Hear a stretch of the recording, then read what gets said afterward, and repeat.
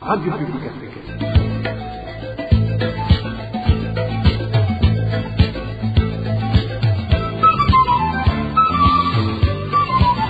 Radio Publique Africaine.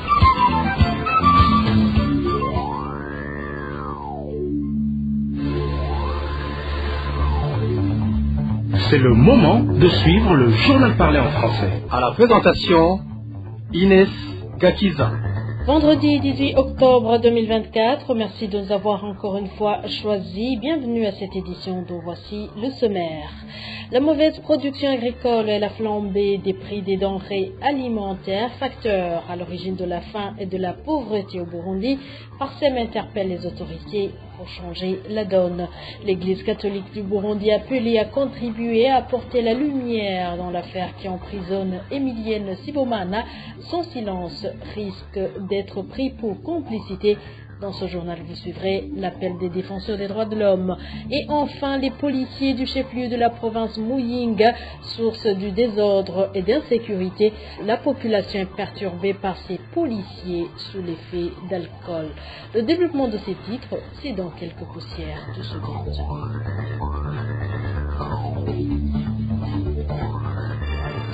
Encore une fois, bienvenue, je viens de vous le dire, l'Église catholique devrait sortir de son silence et exiger des enquêtes approfondies afin d'apporter de la lumière dans l'affaire d'Emilienne Sibomana, sinon les gens pourront croire qu'elle fait tout pour étouffer l'affaire. C'est en substance la réaction de la coalition burundaise des défenseurs des droits de l'homme qui interpelle l'évêque de Gitega et l'Église catholique en général, sans oublier la justice burundaise pour qu'ils se désolidarisent avec les marginaux afin d'éviter de ternir leur image.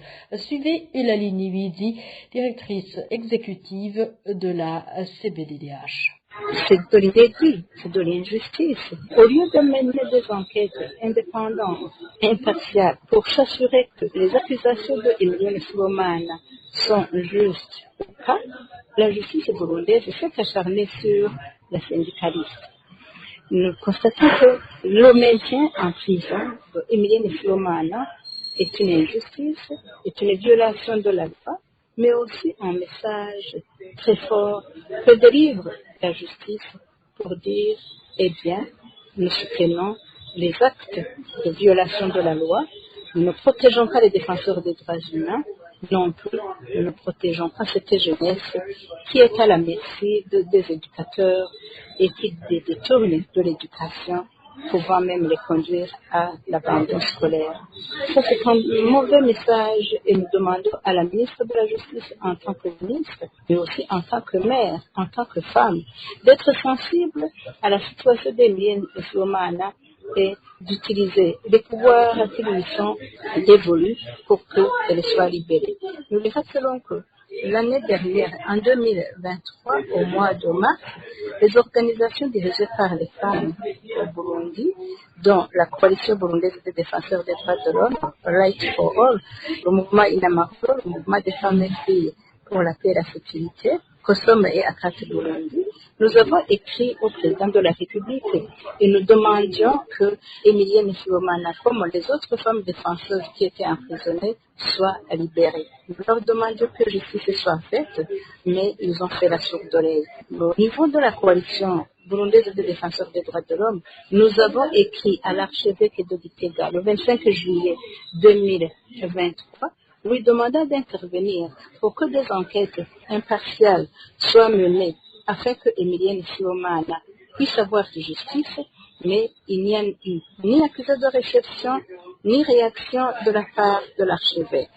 Ça aussi, c'est un message négatif de la part de l'Église catholique, parce que nous demandions que, en tant que responsable des cœurs, en tant que berger pour la population de Gitega, afin qu'ils ne puissent pas tolérer que l'un de ces chrétiens puisse être emprisonné suite à la dénonciation d'une faute qui aurait été commise par un prêtre sous sa direction. Et c'est pourquoi nous insistons pour demander à l'archevêque de Gitega de continuer les enquêtes qu'il a suspendues pour des raisons que l'on ne pourrait pas expliquer, afin de protéger d'abord son archidiocèse, de protéger aussi Les élèves qui sont pris en charge dans les institutions, dans les écoles sous convention catholique, parce que la plupart d'écoles en province du Tega sont pointées du doigt et ça relève de sa responsabilité.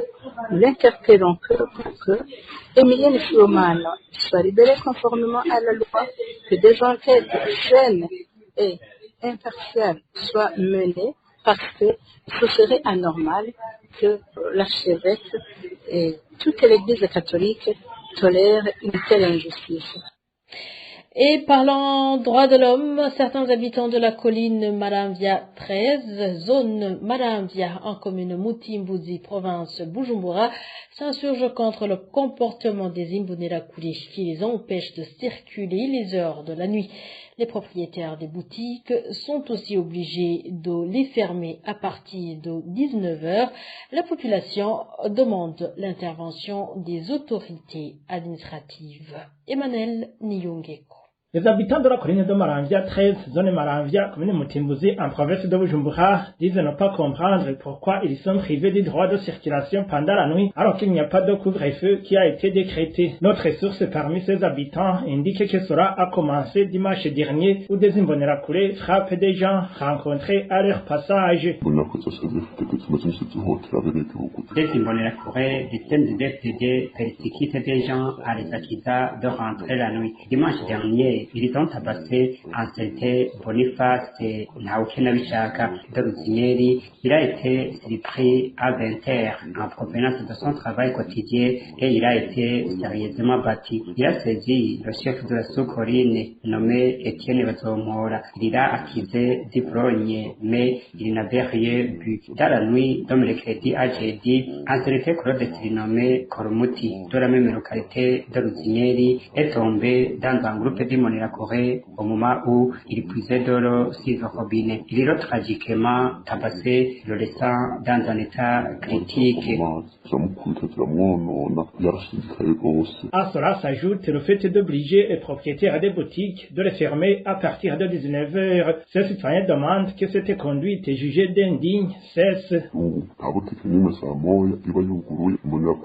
Pour le moment, aucune boutique n'est encore ouverte à 19h. Des Imbonerakure se précipitent à les faire fermer. En tant qu'habitat, nous nous approvisionnons après avoir travaillé comme tâcherons. Nous demandons aux responsables de la commune et ceux de la zone de faire arrêter cela pour que la colline recouvre sa situation normale. Et ce désordre est observé sur les sous-collines Ruzineri et de Rosale. Ailleurs, c'est le calme. Certains citoyens de Maramvia qui se sont confiés à la RPA pensent que l'attitude affichée ces derniers jours par des Imbonerakure serait liée à la découverte de 4 grenades jeudi de la semaine passée. Selon notre source, ces munitions ont été déterrées dans une parcelle du responsable des Imbonerakure sur la dite colline de Maramvia 13, renommé Augustin Nikiza. Pour le moment, les responsables de l'administration et ceux de la police au niveau communal seraient en train de chercher comment étouffer l'affaire. La rédaction de la RPA n'a pas pu joindre Albert Shimirimana, le chef de la zone Maramvia, encore moins Simeon Butoyi, administrateur de la commune de Mutimbuzi, pour recueillir les réactions. RPA. Poursuivons ce journal avec la page gouvernance. La faible production agricole et la montée vertigineuse des prix des denrées alimentaires sont certains des facteurs qui continuent d'enfoncer le Burundi dans la faim et la pauvreté. Analyse faite par le président de Parsem, Faustin Ndikumana, explique que les dirigeants burundais devraient résoudre les problèmes qui handicapent le secteur agricole pour que les Burundais aient suffisamment de quoi se nourrir. Suivez Faustin Ndikumana, président de l'association Parsem.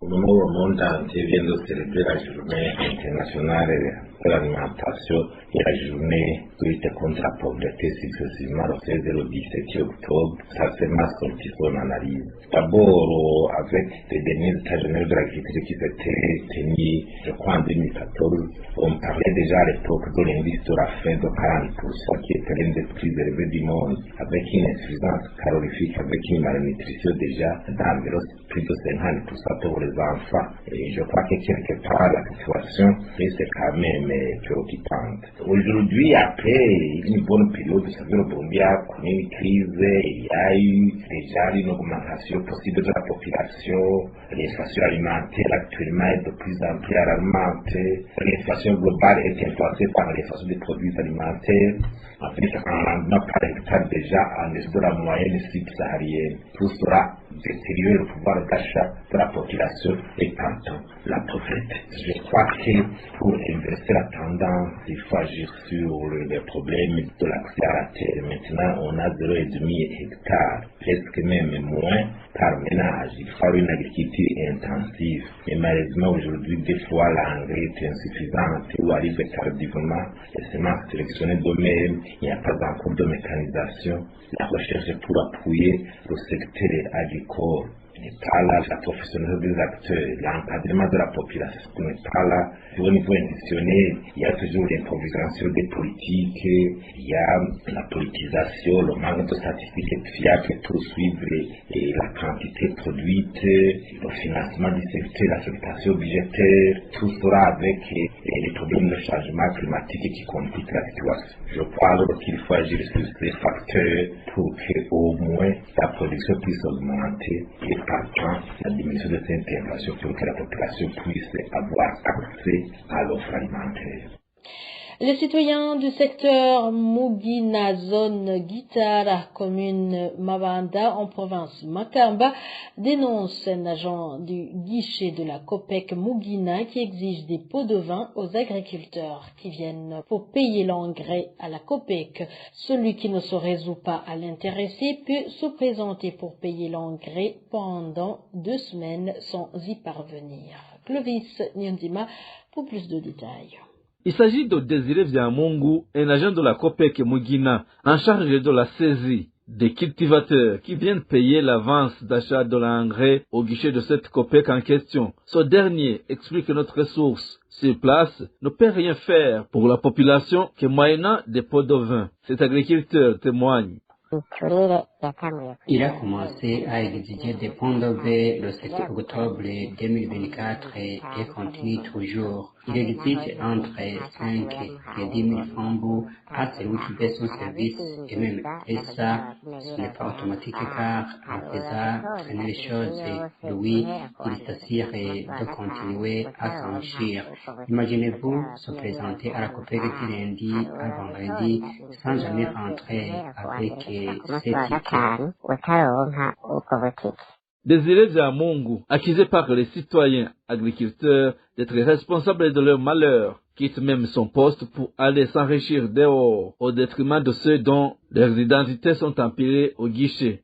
Le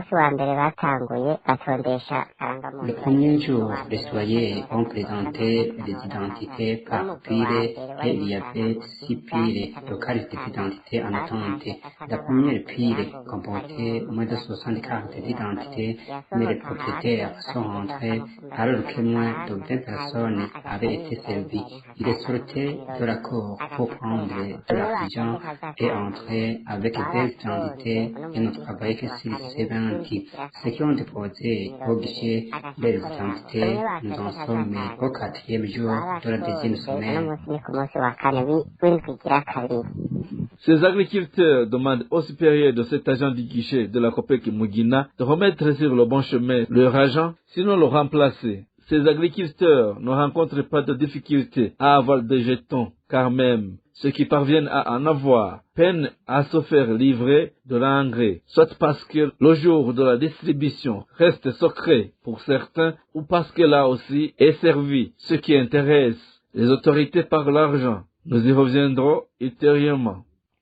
Merci à toi Clovis. Nyondima en page éducation. Les parents des élèves de l'école fondamentale de Wuga, située en commune Makebuko, province Gitega, s'insurgent contre les multiples contributions exigées par le directeur en complicité avec les membres du comité de cette école. Ces parents indiquent qu'au cours de ce premier trimestre, ce directeur leur a déjà exigé des contributions 2 fois à l'enfant dont le parent ne donne pas le montant exigé et renvoyé. Elvis Niumwangere. Dès la première semaine de ce premier trimestre, Jean-Claude Hagabimana, le directeur de l'école fondamentale de Buga, se trouva en zone Maranda, commune Makebuko, a ordonné sans aucune explication aux parents des élèves de contribuer une somme de 3 000 francs burundais. Après quelques jours, il a encore une fois demandé une autre contribution, comme l'indique notre source. Vers la fin de la première semaine, après la rentrée, il renvoyait déjà les élèves. Il leur demandait de payer 3 000 francs par tête. Il n'y a eu aucune réunion. Il leur a demandé ensuite 1 300 francs par élève. Il expliquait que c'était pour les sentinelles. Cependant, faut également savoir que ces contributions exigées s'ajoutent à celles de l'année passée. Il avait demandé de donner 3 000 francs chacun pour la construction d'une salle de classe des enfants de l'école maternelle, mais jusqu'à présent, cette salle de classe n'a pas été construite, précise notre source. Nous ne savons pas ce qu'ils font avec notre contribution. Par exemple, au mois de mai de l'année passée, on nous a demandé une contribution pour la construction d'une classe, mais vous voyez que nous sommes en octobre, rien n'a été construit. C'est triste. C'est toujours notre source. Ces parents d'élèves de l'école fondamentale de Buga fustige également le comportement des membres du comité de cette école sur sa complicité avec le directeur. Ce qui nous attriste le plus, c'est qu'ils ne nous donnent jamais de reçu pour ces contributions. Nous en avons assez. Ils font parfois des réunions, je dirais plutôt des mascarades, parce que lui et le comité des parents sont complices. Ils violent ensemble nos droits. Il demande à ses supérieurs hiérarchiques de lui exiger l'explication sur ces contributions intempestives exigées aux parents d'élèves. La rédaction de la RPA n'a pas encore pu joindre Jean-Claude Hagabimana, le directeur de l'école fondamentale de Buga, pour qu'il puisse s'exprimer sur ce sujet. Edu Gitega, retour sur Bujumbura pour parler de la collecte d'argent d'achat des autocollants montrant les lignes des bus de transport en commun en mairie de Bujumbura par la Trabou. Cette association des transporteurs exige un montant supérieur à celui fixé par la mairie. Les chauffeurs demandent la remise de la différence entre les deux sommes. Les disait avec Innocent Valentin, Singirangam. Les premiers conducteurs de bus de transport en commun en mairie de Bujumbura ont commencé à payer pour des autocollants affichant leurs itinéraires. Il y a un mois, chacun a payé 40 000 francs burundais à l'association des transporteurs du Burundi à Trabou. Paradoxalement, vendredi dernier, la mairie de Bujumbura a sorti un communiqué précisant que l'autocollant s'achète à 27 000 francs burundais et que le montant est versé sur les comptes de la mairie. Les chauffeurs qui avaient déjà payé les 40 000 à la Trabou réclament le remboursement. Ça fait un mois qu'on a déjà acheté ces autocollants à la Trabou à 40 000 francs burundais. La Trabou nous a signifié qu'elle possède l'autorisation de la mairie et ils nous ont donné des reçus après le paiement des frais exigés. Mais dernièrement, nous avons reçu un communiqué de la mairie nous annonçant que l'on doit payer 27 000 francs burundais pour un autocollant. Nous, les chauffeurs du parking du centre-ville de Bujumbura, nous dénonçons ce vol effectué par la Trabou, dirigé par Bosco Minani. Nous ne savons pas quoi faire. Ces chauffeurs demandent donc aux instances habilitées de les aider à recouvrer ces sommes. Nous avons tenté de joindre Bosco Minani, le responsable de la Trabou, mais il n'a pas répondu à nos appels. Nous avons contacté aussi Jimmy Hatungimana, le maire de la ville de Bujumbura, sans y parvenir. Je vous l'avais dit au début de ce journal, la population de la ville de Muyinga condamne l'attitude de certains policiers qui s'adonnent à la consommation d'alcool pendant les heures de service et cause du désordre. Cela est dénoncé après l'assassinat d'un citoyen qui a été fusillé par un agent de la police nationale du Burundi ce mercredi. Emmanuel Daïchemiye nous fait le point. Ces policiers vont surtout dans des cabarets qui vendent les boissons au chef-lieu de la province Muyinga le long des journées. Ils créent des désordres dans ces cabarets, menaçant les propriétaires des cabarets pour leur soutirer de l'argent. Les policiers fréquentent des cabarets qui vendent les boissons locales situées au chef-lieu de la province de Muyinga. Ils consomment ces boissons et provoquent les gens. Ils persécutent les propriétaires de cabarets, leur accusant d'avoir ouvert les cabarets avant les heures autorisées par la loi. Ils ne font ça que pour avoir des pots de vin. Ces policiers passent les nuits sur les barrières de la localité et collectent de l'argent. Et c'est cet argent qu'ils paient ces boissons la journée. Les policiers regagnent les barrières à 18h et terminent le travail très tôt le matin à 6h. Ils se dirigent donc dans des cabarets pour consommer l'argent collecté la nuit. Et quand ils sont ivres, ils créent des désordres. Ces habitants du chef-lieu de la province Muyinga interpellent les instances habilitées pour redresser ces policiers qui perturbent de l'ordre au lieu de les garantir. Cela est dénoncé après l'assassinat d'un citoyen qui a été fusillé par un agent de la police nationale du Burundi mercredi dernier. Et dernier dossier de ce journal, le quartier Kadjaga en commune Mutimbuzi de la province Bujumbura n'a pas de courant électrique depuis une semaine. Les habitants de ce quartier qui utilisent ce courant pour leurs activités génératrices de revenus indiquent qu'ils ne sont plus à mesure de satisfaire leurs besoins suite à ce problème de manque de courant électrique. Rémi Ndelagakura.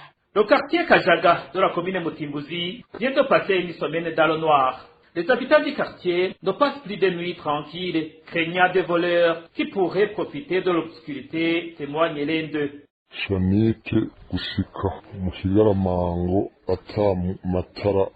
Depuis le rond-point Chanik jusqu'à Kigaramango, la localité n'est pas éclairée. Nous craignons des voleurs car nous sommes dans une obscurité totale. La même source indique aussi que presque toute activité nécessitant le courant électrique sont paralysées à cause de son manque de ce courant électrique.